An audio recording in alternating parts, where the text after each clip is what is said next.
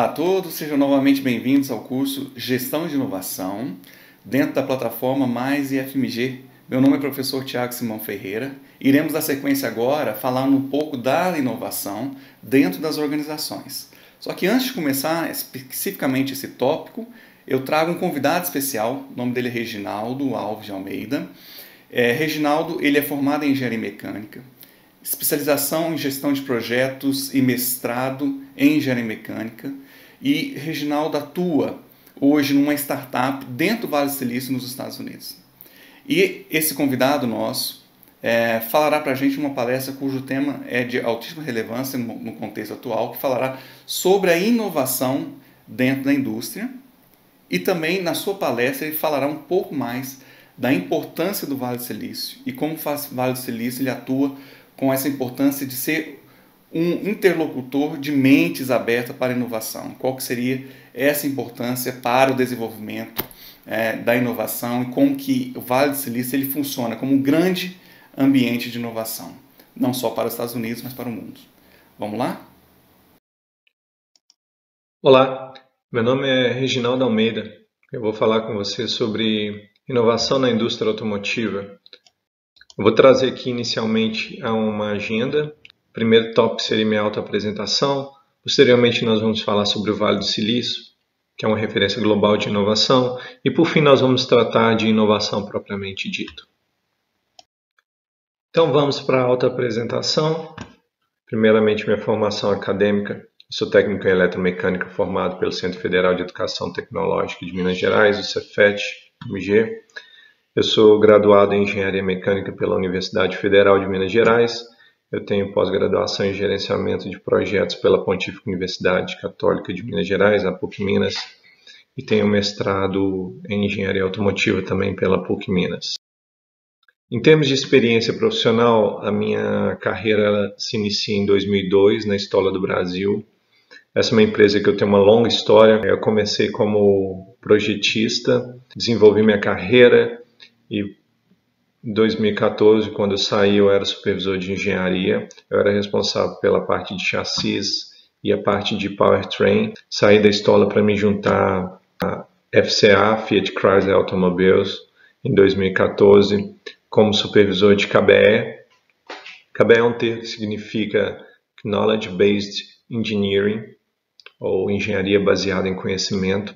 Nós vamos ter a oportunidade de falar um pouco sobre isso aqui. E ao final de 2017 eu saí da FCA para me juntar à Byton, que é a empresa onde eu trabalho hoje. A Byton é uma startup chinesa de veículos elétricos com tecnologia autônoma. Nós temos 3 polos no mundo.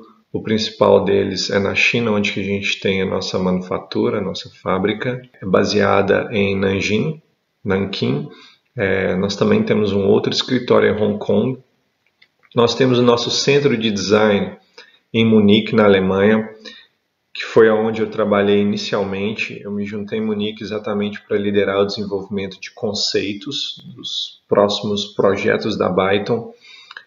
Fiquei lá até o final de 2019, mas antes mesmo de me mudar para os Estados Unidos, eu já assumi o cargo de gerente global de uma área bem abrangente.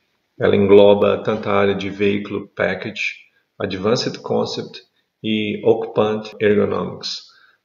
Então, isso é uma característica de uma startup. Uma startup é uma empresa com recursos mais limitados quando se compara, por exemplo, com uma grande montadora. Então, sobre a minha responsabilidade, eu tenho diversas áreas, incluindo a área em que eu já era o líder lá em Munique. Ok, Vale do Silício. Bem, o Vale do Silício é uma região na Califórnia, nos Estados Unidos, localizada no sul da Baía de São Francisco, em que historicamente sempre foi marcada por um polo de desenvolvimento tecnológico. Iniciando a Segunda Guerra Mundial, várias empresas que estavam desenvolvendo tecnologias bélicas, elas se localizaram ali para criar um polo de desenvolvimento. E após o fim da Segunda Guerra Mundial, essas empresas elas começaram a desenvolver outras tecnologias, não somente tecnologias voltadas à indústria bélica, mas elas também focaram muito no desenvolvimento de tecnologias digitais. A região do Vale do Silício ela é uma região composta por várias pequenas cidades, entre as quais se destacam a cidade de Palo Alto, onde nós temos a Universidade de Stanford, nós temos a cidade de San José, cidade de Santa Clara, cidade de Fremont. O Vale do Silício é uma referência global de inovação e empreendedorismo, um polo tecnológico global. E não somente as empresas que são líderes globais de tecnologias, como também todas as startups, ou a maioria das startups com maior potencial de desenvolvimento também estão localizadas na região do Vale do Silício. É uma região extremamente rica, e eu levantei os dados aqui, se o Vale do Silício fosse um país, seria o segundo país mais rico do mundo. Eu trouxe os dados do Produto Interno Bruto per capita, e são em torno de 130 mil dólares por ano. E como eu disse, as líderes globais de tecnologia nos seus respectivos segmentos, elas estão localizadas no Vale do Silício. Então, como exemplo de empresas de tecnologia, eu trouxe aqui a Microsoft, Facebook, a Apple, Google, Netflix, Uber, Amazon, IBM, Intel e HP. Também trouxe aqui algumas startups que estão desenvolvendo tecnologia para veículos elétricos ou autônomos e que também estão localizadas no Vale do Silício. Primeiramente a Tesla, que é, como eu disse, a empresa pioneira no desenvolvimento de veículos elétricos. Temos a Lucid, a Byton, a Rivian, que está mais focada em desenvolvimento de picapes, a NIO, a Zoox, a Waymo e a Cruise. Essas três últimas são empresas com forte investimento para o desenvolvimento de tecnologia autônoma, sendo que a Zoox ela recentemente foi adquirida pela Amazon, a Waymo ela é subsidiada pelo Google e a Cruise é uma startup do grupo GM. Seguindo aqui, agora vamos para o tópico inovação. Bem, é impossível falar de inovação nos dias de hoje sem falar da quarta revolução industrial. Quarta revolução industrial foi um termo cunhado pelo Klaus Schwab em 2016. Klaus Schwab é o fundador do Fórum Econômico Mundial e ele diz que a quarta revolução industrial é uma revolução tecnológica. É uma linha não distinguível entre as esferas física, digital e biológica, que nós estamos tratando de inteligência artificial integrada não somente à indústria, mas também como à sociedade. E é uma revolução industrial que ela se distingue das demais por alguns aspectos. Bem, para entendermos a quarta revolução industrial, eu acho indispensável entendermos também as três revoluções anteriores. A primeira revolução industrial ela se deu ali no final do século XVIII e ela foi marcada pela invenção da máquina a vapor por James Watt. E ela marcou a mudança do ritmo da produção manual para a produção mecanizada. Já a segunda revolução industrial, ela se deu no final do século XIX e início do século XX. E ela foi marcada pelo advento da eletricidade como fonte energética, assim também como o crescimento da indústria petrolífera e a manufatura em massa, a produção em série. Já a terceira revolução industrial, ela se deu na segunda metade do século XX, principalmente ali na década de 70, e é o que chamamos de revolução digital. É o advento da eletrônica e da tecnologia da informação e a automatização da produção. E agora chegamos à quarta revolução industrial que nós estamos vivendo nos dias de hoje. É o advento e a consolidação da indústria inteligente. São os sistemas cyberfísicos, máquinas e processos digitais capazes de tomar decisões.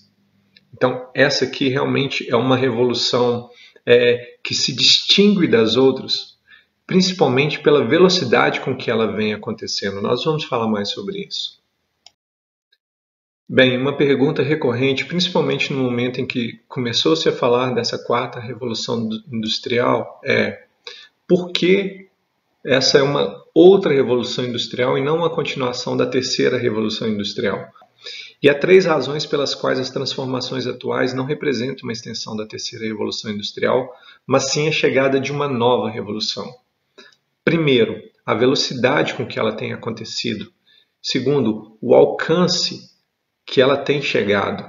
E terceiro, o impacto nos sistemas. E eu vou trazer para vocês aqui algumas das tecnologias da quarta revolução industrial. A primeira delas, e a mais conhecida, mais falada, é a inteligência artificial. Nós também temos a internet das coisas, e a internet das coisas, na verdade, juntamente com a inteligência artificial, as duas realmente estão intimamente interligadas, mas a internet das coisas, ela é o principal alavancador para que essa revolução ela aconteça na velocidade com que ela tem acontecido.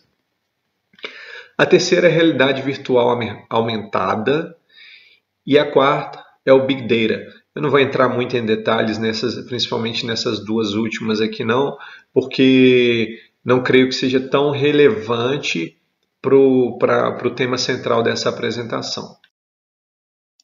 Agora vamos falar sobre inovação na indústria automotiva. A indústria automotiva, ela sempre foi marcada por uma constante busca de desenvolvimento alavancada por um forte ambiente competitivo. Porém, nas últimas décadas, essa indústria tem se reinventado. E realmente, o que nós vemos hoje na indústria automotiva é uma revolução. Nós estamos mudando o nosso modelo de negócio. Nós estamos mudando o nosso modelo tecnológico. E dentro desse cenário, algumas tecnologias emergiram nas últimas décadas, motivadas por fatores diversos, sendo eles tecnológicos, sociais e ambientais.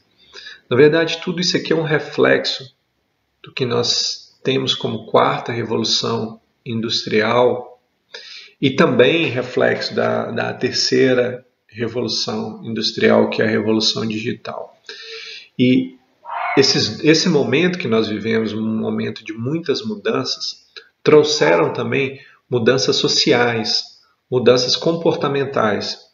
E o cliente, ele enxerga o veículo de uma forma diferente.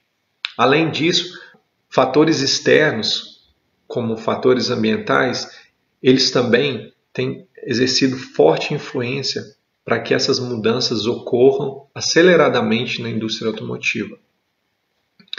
Daí então nós vimos o advento dos veículos elétricos, principalmente na última década, a tecnologia autônoma sendo eu diria que até uma segunda corrida espacial. Além disso, shared mobility, mobilidade compartilhada, é uma mudança no comportamento da sociedade em si. Hoje, pensa-se muito por que você vai ter um carro próprio, sendo que você pode reduzir custos, ter a comodidade de um serviço como o Uber ou outros aplicativos em que busca você na porta de sua casa e te deixa no seu destino com custo baixo, porque ao final, obviamente que dependendo caso a caso, mas em geral você gastaria menos dinheiro utilizando esses serviços de mobilidade compartilhada do que você gasta em manter um carro. Agora eu vou falar um pouco sobre essas 3 tecnologias citadas. A primeira delas é veículos elétricos. A última década foi marcada pela revolução dos veículos elétricos.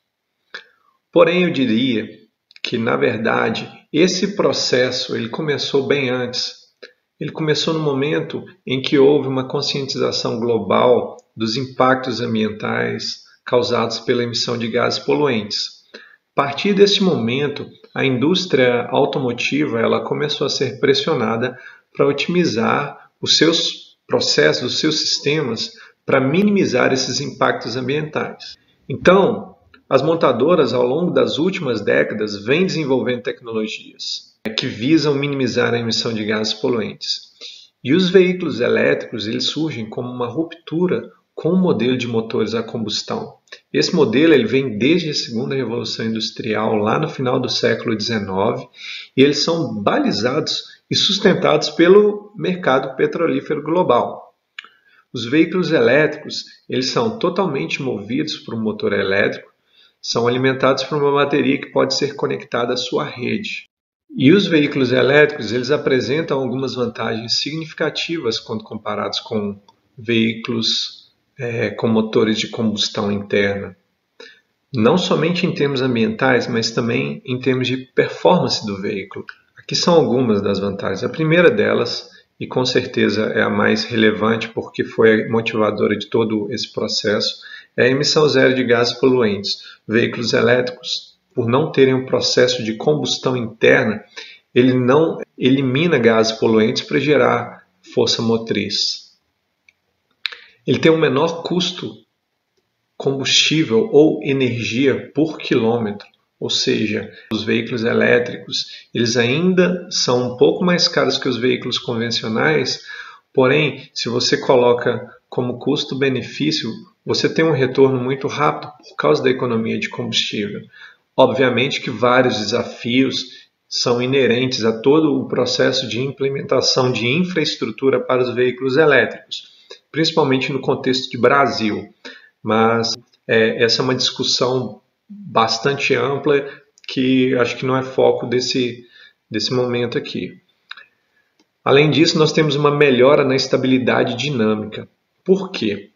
Como os veículos elétricos eles fazem uso de baterias, e as baterias elas são densas e pesadas, nós temos baterias aí com peso em torno de 500 a 600 kg em média, a bateria ela é localizada abaixo do assoalho do veículo. Isso faz com que o centro de gravidade do veículo ele abaixe. Quando o centro de gravidade abaixa, o veículo ele tem mais estabilidade dinâmica, ou seja, você tem mais facilidade para fazer curvas durante o processo de dirigibilidade, você está menos suscetível a capotagens. Isso tudo são características que conferem ao veículo uma maior estabilidade dinâmica. Além disso, você tem uma melhora na performance estrutural e segurança veicular. Pelo mesmo motivo, a bateria ela é um elemento que acaba sendo integrado à plataforma do veículo. Então, o veículo elétrico ele é mais rígido. Então, por exemplo, ele tem um aumento da rigidez torcional. Então, ele está menos suscetível a torções por causa dessa rigidez adicional devido à bateria. Ele tem uma melhor performance de torque e velocidade. O motor de indução ele tem uma potência de saída uniforme. Já os motores de combustão interna, eles trabalham com performance mais elevada somente em algumas faixas de velocidade. Os veículos elétricos, por sua vez, eles já trabalham com alta performance em qualquer faixa de velocidade. Isso faz com que, por exemplo, os veículos elétricos eles tenham um torque muito elevado, coisa que para veículos de motores de combustão você precisa de motores enormes e com muita capacidade volumétrica para você conseguir atingir grandes torques. E aqui, esse aqui é um esquema básico dos principais sistemas de um veículo elétrico. Você tem aqui um motor de indução, você tem um gearbox, uma caixa de marcha, porém a caixa de marcha de um veículo elétrico ela é muito mais simplificada do que a caixa de marcha de um veículo de motor de combustão interna convencional. Você tem aqui um inverter, um inversor. Esse inversor ele funciona como a inteligência de todo o sistema elétrico. Ele faz o controle da potência de saída do motor de indução. Além disso, ele faz a conversão da corrente contínua gerada pelo pacote de baterias em corrente alternada necessária para o motor de indução. E na foto da direita nós temos o pacote de bateria de alta voltagem. E esse aqui foi o grande desafio que causou essa revolução dos veículos elétricos. Foi o desenvolvimento de tecnologias para tornar com que as baterias elas consigam ter uma densidade energética elevada e consiga estocar essa energia em dimensões de baterias que sejam viáveis para um veículo de passeio. E agora vamos falar um pouco sobre veículos autônomos. Como definição, o carro autônomo ele é um veículo capaz de sentir o seu ambiente e mover-se com segurança com pouca ou nenhuma intervenção humana. A tecnologia autônoma busca integrar sensores, sistemas de controles e atuadores para sensoriar o ambiente, determinar as melhores opções de ação e executar essas ações de forma mais segura e confiável do que poderia ser obtido por um condutor humano comum. Aqui já tem a ideia implícita que a tecnologia autônoma, na verdade, ela busca melhorar o que nós temos hoje como tomada de decisões humana. Como que a gente consegue isso? A gente está buscando isso através do advento das tecnologias de inteligência artificial. E hoje existe um despendimento muito grande de recursos nesse desenvolvimento, uma vez que já se enxergou que a tecnologia autônoma ela vai ser um diferencial competitivo para aquele que chegar a atingir um nível full, um nível completo. Agora, realmente vários desafios são inerentes a este desenvolvimento.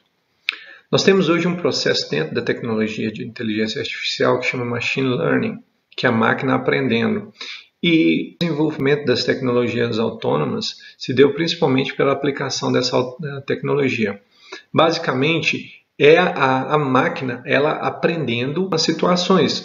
Então, ela passa a tomar as decisões baseadas em protocolos, em padrões que ela já vivenciou. E aquilo para ela identifica como um novo padrão. Só que os grandes desafios e a complexidade de desenvolvimento dessas tecnologias se dá pelo fato da máquina ainda ter muita dificuldade em avaliar aspectos subjetivos que para a gente, para o cérebro humano, são coisas naturais e intuitivas. Para a máquina, ela precisa de um padrão para que ela entenda aquilo. Ela não tem esse senso de intuição. O que eu quero dizer? Por exemplo, nosso cérebro, ele consegue identificar subjetivamente situações de risco. Por exemplo, se você está andando e você vê uma pessoa idosa prestes a atravessar uma rua, você já entende que é uma situação de risco, porque pode ser que aquela pessoa esteja desatenta. Para a máquina, ela não tem essa intuição, ela precisa realmente aprender aquilo.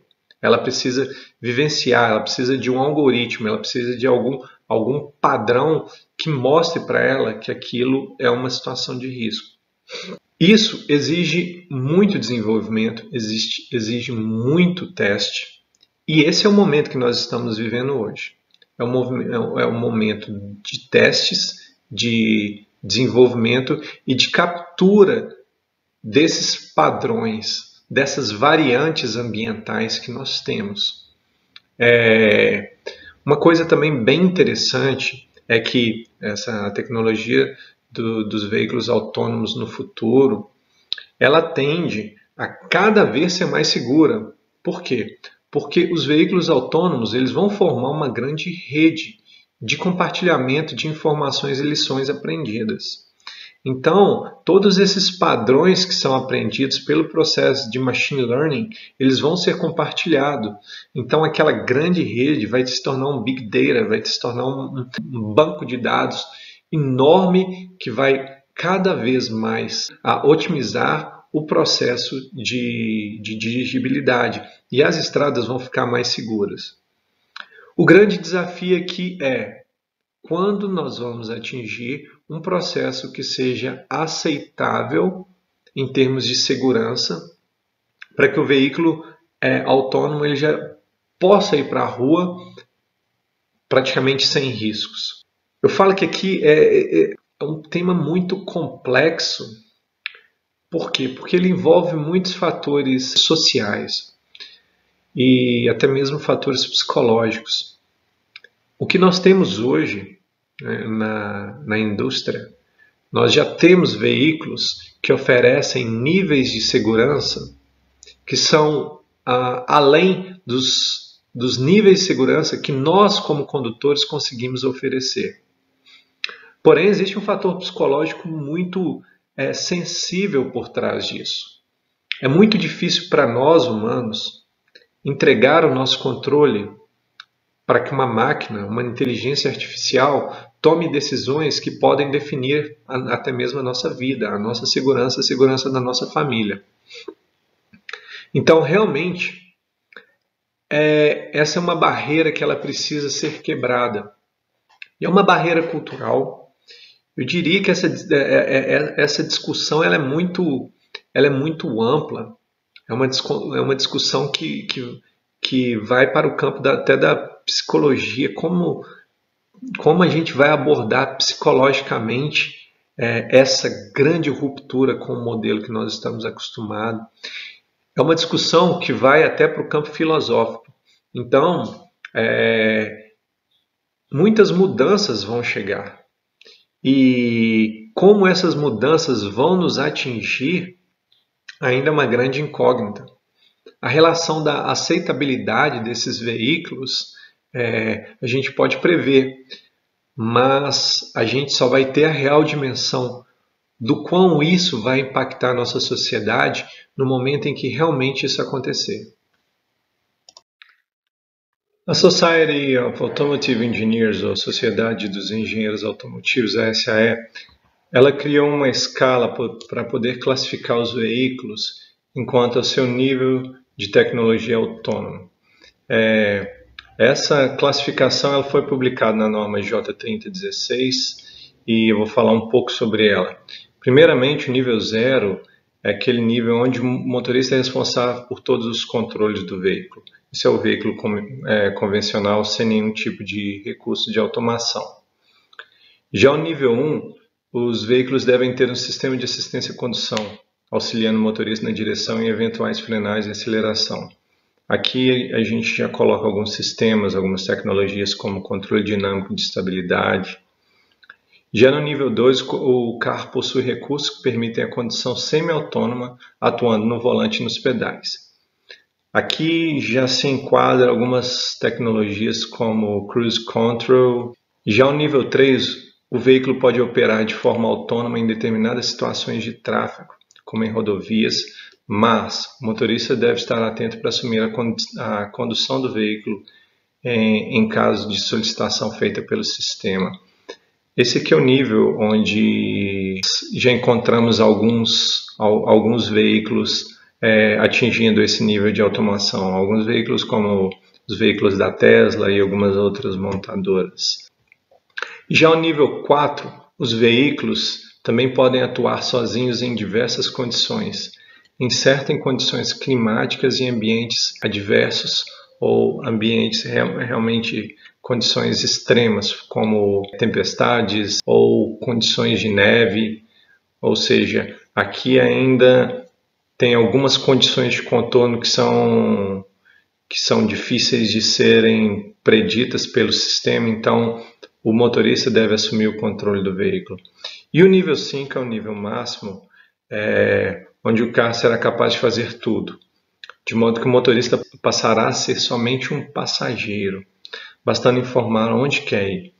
Pedais e volante tornam-se desnecessários nesse nível e os comandos podem ser transmitidos por voz ou por celular. Esse aqui é o objetivo final que nós pretendemos atingir. Eu particularmente acredito que a gente está bem perto de chegar a esse nível. E por fim vamos falar sobre Shared Mobility, ou mobilidade compartilhada. Este é um conceito bastante recente. E apesar do termo mobilidade compartilhada ainda não ser muito usado, muito difundido aqui, acredito que todos nós conhecemos o que se trata, porque esse conceito já faz parte do nosso cotidiano, principalmente nos grandes centros urbanos. A mobilidade compartilhada ela se refere ao uso compartilhado de um meio de transporte, seja ele um veículo, seja uma bicicleta, seja um patinete elétrico. e é uma estratégia de transporte que permite aos usuários acessar os serviços conforme necessidade, ou seja, conforme demanda. E geralmente os usuários eles fazem uso desse serviço através de aplicativos.